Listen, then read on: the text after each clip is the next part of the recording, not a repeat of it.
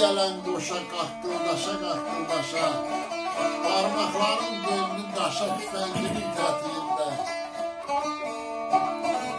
Evvel hasret oldu payın, ne tez geçti günün ayın, ehvalını soruşmayın kaldı çoluk tüfenginde.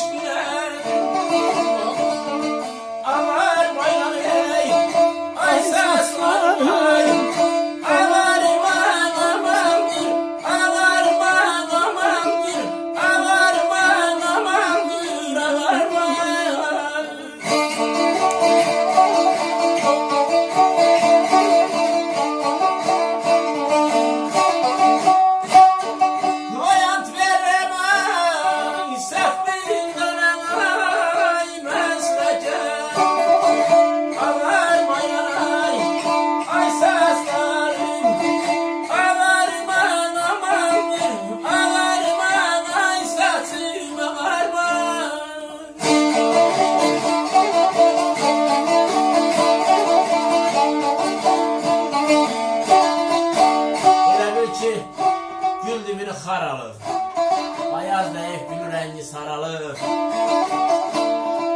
Görən deyər aşıq nə tez qocalmaq, armay nay saçlarım amandır.